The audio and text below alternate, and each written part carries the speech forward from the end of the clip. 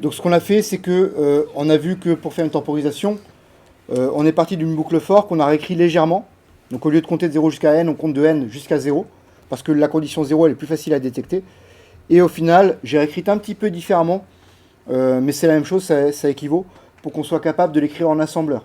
D'accord? En tout cas, avoir une traduction un peu plus directe en assembleur, plutôt qu'un for qui est plus compliqué à traduire d'un coup. Avec une boucle while, c'est un peu plus facile à avoir l'équivalent assembleur derrière à côté. Ok? Et donc sur le init, si je zoome un petit peu là-dessus, on va se concentrer là. Comment je peux faire i égale n? N étant pour l'instant un nombre complètement aléatoire. Comment, enfin non déterminé en tout cas, comment est-ce que vous avez essayé d'écrire le int i égale n en assembleur?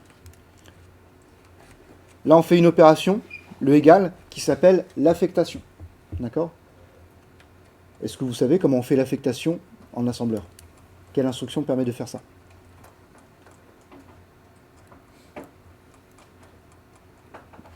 Pas d'idée?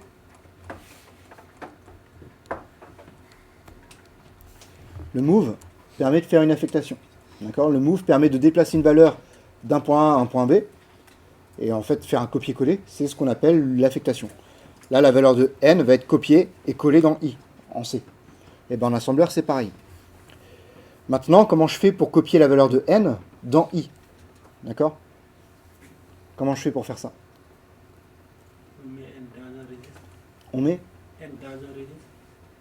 n dans un registre. Ok. Comment tu fais ça? Quelle instruction tu utilises pour faire ça? Tu m'as proposé LW? Non. Non, tu m'as proposé quoi? JW. Juste W? Move W?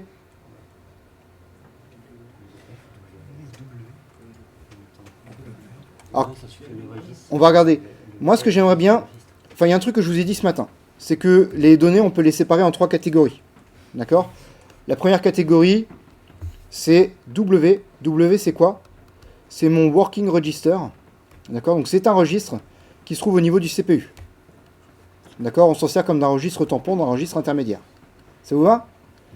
Deuxième chose dont je vous ai parlé, c'est F. C'est ce qu'on appelle un file register, enfin ce que PIC appelle un file register.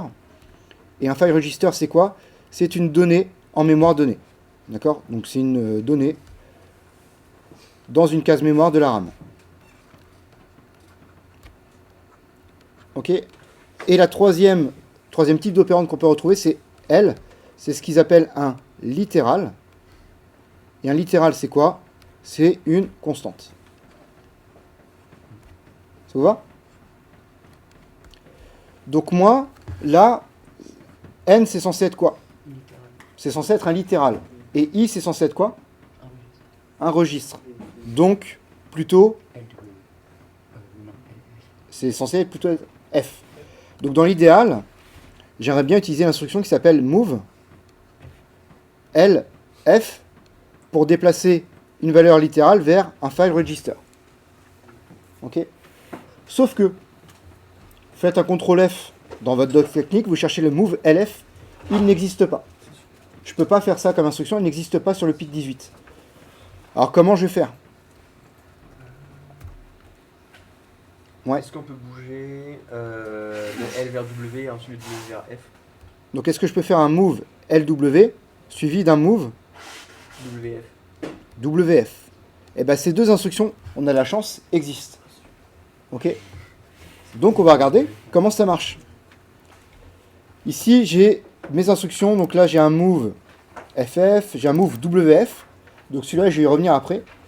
Et je dois avoir quelque part un move LW, je ne sais pas où est-ce qu'il est. Move LW ici. Ok?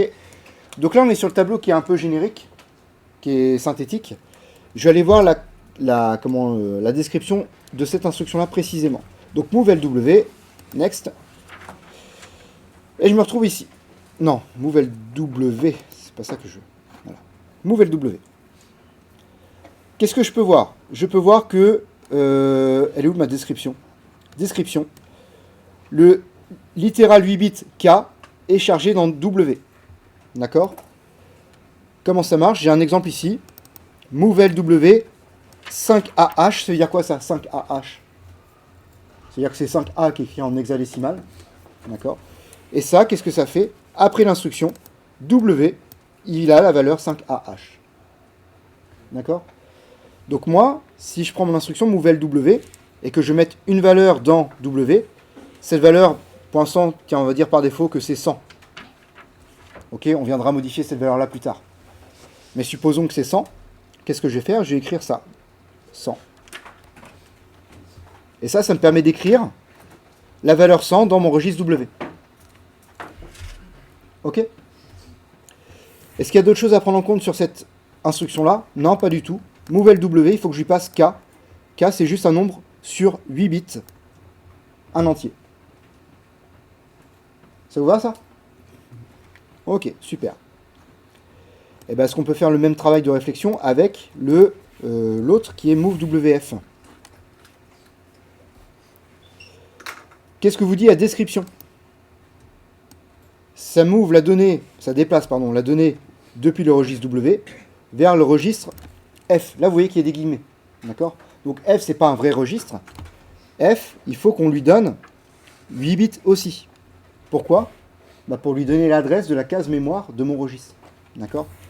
Je vous ai dit là, le file register ici, c'est une donnée dans la RAM. Il faut que je précise le numéro de case dans la RAM dans lequel je vais écrire ma donnée.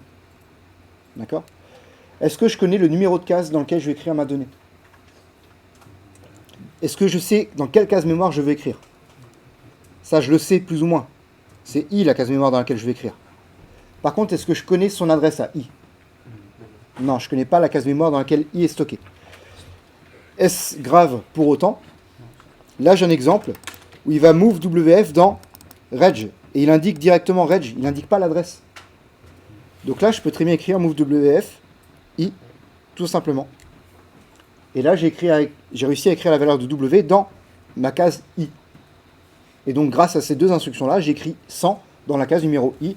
Et je viens de faire toute ma partie initialisation ici. Ok? Est-ce que mon instruction est complète? On peut regarder.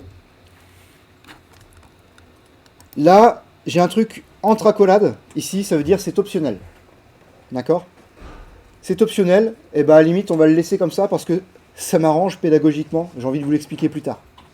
Donc pour l'instant, on met rien. Juste le move I suffira. Ça vous va? Ça vous va? Merci. J'aime l'interaction. Ok. Maintenant qu'on a fait ça, on va pouvoir faire le contenu de la boucle. D'accord? Quelle est la première instruction qui est réalisée dans ma boucle, ici? C'est la décrémentation.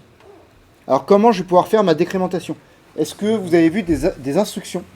Il y en a plusieurs qui vous permettent de réaliser une décrémentation.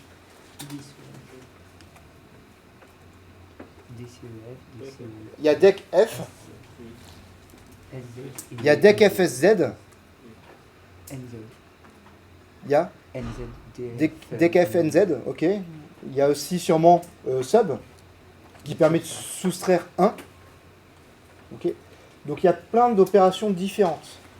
Moi, je vous propose de traduire juste bêtement et simplement i-. Comment on l'écrirait? L'instruction la plus simple possible, ce serait plutôt le decf. Je décrémente f.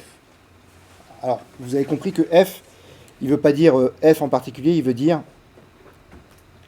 un file register. Donc, je décrémente un file register. Ok. Je vais regarder ça. Donc, est-ce qu'on a l'instruction decf qui va être décrite quelque part? Decf, décrémente f. Alors là, on voit que sur la première ligne, il y a plein d'arguments possibles. Donc on va les voir dans le détail, juste après. Mais il y en a un seul qui est obligatoire, c'est f. Alors vous comprenez que decf, il va décrémenter le register indiqué par f, donc par l'adresse, encore une fois. Ok. Encore une fois, je me retrouve avec 8 bits d'adresse ici, qui me permettent de choisir le numéro de la case mémoire, donc le numéro de la variable que je veux décrémenter. Donc comment j'écrirai mon instruction? Decf, et mon premier argument, ce serait logiquement i, parce que c'est i que je veux décrémenter. C'est ma variable, ça va être traduit par l'adresse de la variable. Le deuxième argument, il est optionnel, il s'appelle d, il peut valoir soit 0, soit 1. C'est normal parce qu'en fait, il est codé que sur un seul bit, donc il peut valoir que 0 ou que 1. Et voyons voir cette phrase-là. Si D vaut 0, le résultat sera stocké dans W. Si D vaut 1, le résultat sera stocké dans F. Ça veut dire quoi ça? Ça veut dire que si je regarde un petit peu ce que je vous ai présenté ce matin, hop, je suis ici, la décrémentation elle se fait au niveau de mon unité arithmétique et logique. Donc je prends F en entrée, donc c'est ma variable I qui est stockée en mémoire. Je la prends, je la ramène en entrée de la LU. La LU fait une décrémentation. Et mon résultat, où est-ce que je veux le stocker ensuite? D'après vous? Est-ce que je veux le stocker dans W ou est-ce que je veux le stocker dans F? C'est-à-dire dans la case I d'origine. Dans la case I. Effectivement. En fait, avec ce bit-là, je peux écrire deux instructions en vrai. Je peux écrire soit I-1, je mets ça dans I, soit je peux écrire I-1, je mets ça dans W. Et moi, ce que je veux traduire, c'est un I-, là. Donc, quelle est la ligne la plus adaptée? C'est la première, c'est celle-là. D'accord? Donc, c'est-à-dire qu'il faut que j'indique que ma destination ici, donc c'est le deuxième argument, le bit numéro D, il faut que j'indique que ce sera 1. D'accord? Et donc, je vais mettre ce bit-là à 1, comme dans l'exemple ici d'ailleurs. Ce qui me permet de dire, pof, ça. Alors, il me semble, j'ai un petit doute, donc je vais le mettre en gris, comme ça il ne se verra pas trop si je fais une erreur. Mais il me semble qu'on a le droit d'écrire F à la place de 1 pour préciser qu'on va écrire ça dans un file register et non pas dans W. Voilà. Il me semble que le bit 0 ou 1, vous pouvez écrire soit W, soit F, pour que ce soit un peu plus explicite. Mais dans le doute, pof, je vais rester comme ça. Et le dernier argument qui est encore optionnel, celui-là, c'est encore une fois l'Access Bank. J'en reparle plus tard, donc je le cache pour l'instant. Ok. Et donc avec ça, qu'est-ce que je viens de faire comme instruction? Je viens de faire l'instruction qui est la décrémentation ici.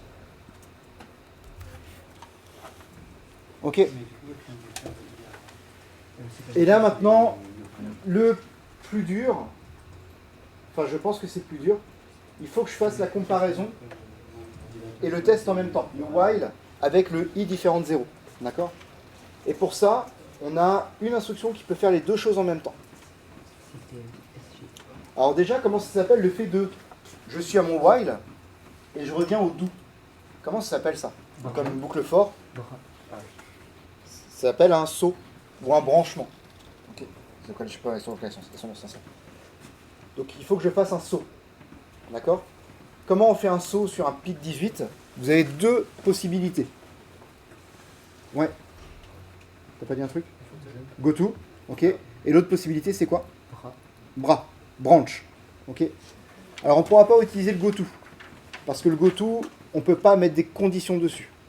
C'est-à-dire que quand on fait un goto, on sautera, quoi qu'il arrive. D'accord? Par contre, les branchements, on pourra faire des branchements qu'on appelle conditionnels. On saute dans certains cas, mais pas dans d'autres. D'accord? Et ça, c'est ce qu'on va voir avec... Toc, je reviens sur mon tableau. Donc mon tableau qui est quasiment au départ. Vous avez tout ça dans ce qu'on appelle les... Non, pas ça. Les opérations de contrôle. Regardez tout ce qui est là. Alors le goto, on va le retrouver. Ouais, il est en dessous, mais il est là, quoi. On va retrouver l'instruction bras. Qu'est-ce qu'elle veut dire, celle-là? Branchement inconditionnel. Il n'y a pas de condition, je vais brancher. Je vais sauter à une autre instruction. Ok? Mais si on regarde tous les autres branchements qu'on voit, le BC, branch shift carry. Donc je me branche, il y a une retenue. Le BN, branch shift négative. BNC, branch shift not carry. Qu'est-ce qui va commencer à nous intéresser éventuellement? BZ ou BNZ. BZ, branch shift 0. Et BNZ, branch shift not 0. Est-ce que ça ne peut pas nous intéresser, ça, pour faire ça? Le while, là, je vais le faire si ça, c'est différent de 0. Donc, c'est-à-dire que je vais faire quoi? Un branchement. Oh, pardon. On va prendre une autre couleur. Il faut que je fasse un branchement si mon résultat est différent de 0. Donc, quelle instruction il faudrait que je prenne? BNZ. Ok. Alors, BNZ, maintenant, comment ça marche? BNZ, je vais aller regarder l'instruction.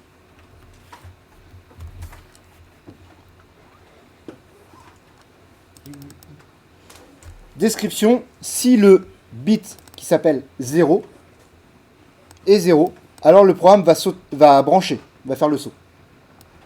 C'est quoi ce 0 bit? Parce que branch shift 0, branch shift négatif, branch shift machin, on parle de quoi en fait? Qu'est-ce qui vaut 0, qu'est-ce qui est négatif, qu'est-ce qui a une retenue?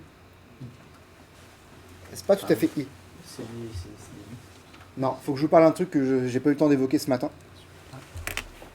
C'est doc.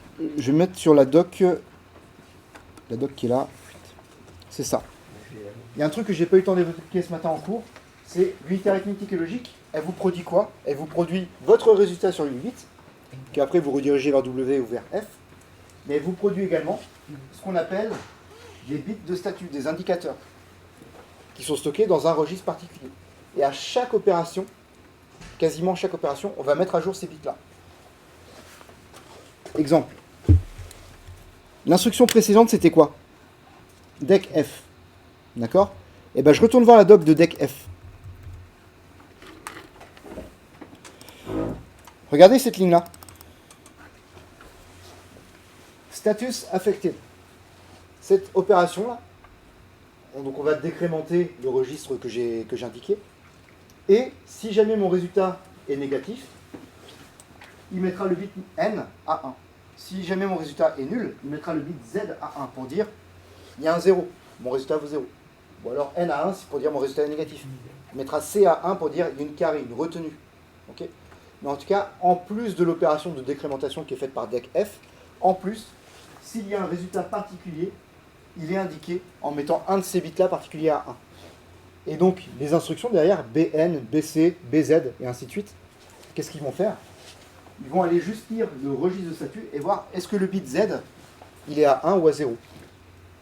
Et donc, le BNZ, branch shift not 0, va vérifier que mon résultat Dec F de l'instruction précédente n'a pas mis ce bit-là à 1, n'a pas mis le bit Z à 1. Ok. Et c'est comme ça qu'on va faire le saut conditionnel. La condition, elle est liée au final à l'instruction précédente. Ok. Je sais qu'il y en a qui vont essayer de faire des comparaisons, des choses comme ça. En fait, sur le PIC 18, il n'y a pas besoin. Sur d'autres architectures, typiquement Intel, AMD, là, il y a besoin. Okay. Mais sur le PIC 18, il n'y a pas besoin. Donc ça veut dire que je vais pouvoir faire un saut. Le BNZ ici, en fait, le NZ, je vais essayer de l'écrire un petit peu, hop, en gardant le même code couleur. Le NZ veut dire not 0.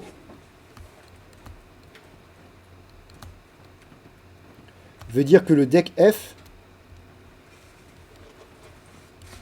donc le I égale not 0, quoi. Enfin, le Dec F, not 0. Donc c'est-à-dire que I égale not 0, en fait.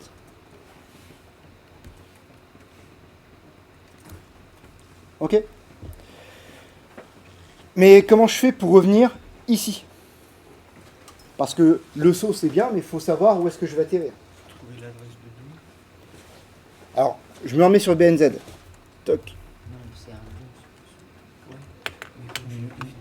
L'instruction BNZ. Un label, tu utilises le label que tu définis par Là, vous avez des N ici. Ok. N, c'est quoi? C'est un opérande qui est compris entre moins 128 et plus 127. Donc en gros, il va me dire de combien de cases je bouge, combien de cases en mémoire programme, combien d'instructions je me décale par rapport à l'instruction courante.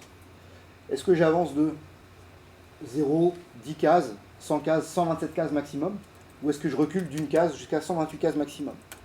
Okay. Ça me permet de me déplacer relativement par rapport à mon endroit d'origine, l'endroit d'où est exécuté, enfin l'adresse de l'instruction BNZ. D'accord? Et donc, je vais peut-être regarder ça, tiens d'ailleurs. Si le bit 0 est à 0, alors le programme branche. Ensuite, ça, peut-être que je vous expliquerai ça plutôt en cours, je pense. Et comment on peut faire pour sauter un endroit? On peut mettre l'adresse de l'instruction en dur, mais il faut la connaître, cette adresse. C'est pas le cas. Par contre, comme ma variable i tout à l'heure, en fait, ma variable i, ici, je connais pas son adresse. Par contre, je lui ai donné un petit nom. D'accord? Et bien, pour les instructions, on peut faire pareil. Là, ici, il a marqué jump. Jump, en fait, c'est quoi? C'est un label, c'est une étiquette. Donc, ce que je vais faire, je vais appeler ici une instruction que je vais appeler, je sais pas moi, loop ou boucle. Et je vais dire BNZ, tu te branches à boucle. Et boucle, en fait, je vais dire que c'est ça.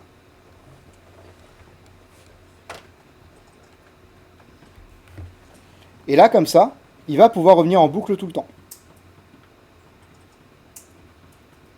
Ok. Donc ça, en fait, cette instruction-là, elle permet de faire à la fois le test et la boucle. Ok, donc vous avez un équivalent. En fait, vous voyez que là, les deux instructions se mélangent un petit peu. Ce que je vous propose de faire aussi, en fait, les labels, vous pouvez en utiliser autant que vous le voulez. Donc moi, ce que je vous propose de faire, c'est un petit truc comme ça avec, ici pareil, un petit label qu'on appellerait par exemple init, pour dire c'est mon début de boucle. Et en fait, j'utilise beaucoup à la place des commentaires parce que ça permet de structurer le code. C'est optionnel, hein, ça prend pas de place, pour répondre à ta question. Ça prend pas de place, mais par contre c'est joli. Voilà. Et j'aime beaucoup le joli. Voilà. Et voilà, je pense qu'on est arrivé à tout. Est-ce que vous voyez l'idée un petit peu déjà de ce qu'on attendait? Donc, ce qu'il faut, pour vous aider à retenir, déjà, je pense que ce qui est en haut à droite, là en rose, je pense que c'est hyper important. Savoir que vous avez trois types de données à manipuler, soit le registre tampon, W, soit une donnée qui se trouve dans la RAM, soit une valeur littérale. Et après, on peut se débrouiller avec ça déjà. Ok. Est-ce que mon code est fonctionnel? J'ai même pas regardé. Je mets une valeur dans W, et cette valeur de W, je la mets dans I. Donc ça me donne une valeur initiale à I. On est d'accord là-dessus? Ensuite, j'incrémente I. Et si mon résultat ne vaut pas 0, je reviens à la boucle. Ok. Et si mon résultat vaut 0, qu'est-ce qui se passe? Il y a quoi après BNZ? Ben après BNZ, il y a le fin de la boucle. On arrive, en gros, à la fin du point virgule ici. Donc, s'il y a d'autres instructions qui suivent, et ben là, d'autres instructions suivront. D'accord? En l'occurrence, je crois que vous avez un return à écrire. Voilà. Ça vous va? Alors ça, c'est du pseudocode, quoique il est plutôt quand même bien écrit pour du pseudocode. La seule chose à laquelle vous devez faire attention, c'est que dans le sujet, enfin pas dans le sujet, mais dans les fichiers qu'on vous a mis à disposition, pour le délai 10 microsecondes, vous avez des variables qui sont déjà prêtes. Et vous en avez un qui s'appelle délai CNT1, donc délai compteur 1, qu'on pourra utiliser directement à la place de I. J'ai utilisé I parce que je suis un petit peu feignant, ça vous l'avez compris, j'ai déjà dit plusieurs fois. Et pour l'écriture, c'est beaucoup plus rapide. Ok? Ça vous va? Très bien. Donc ça, c'était la première étape que je vous ai évoquée en début de séance. La deuxième étape maintenant, c'est de savoir combien d'itérations je dois faire. Est-ce que je dois vraiment écrire 100 ici? Et donc ça va se calculer par rapport au temps que vous devez faire, enfin au temps que vous passez dans une boucle. Et donc, combien d'itérations de boucle je dois faire pour arriver à la temporisation demandée. Et ça, c'est ce que je vous laisse étudier dans un premier temps. Enfin, dans un second temps.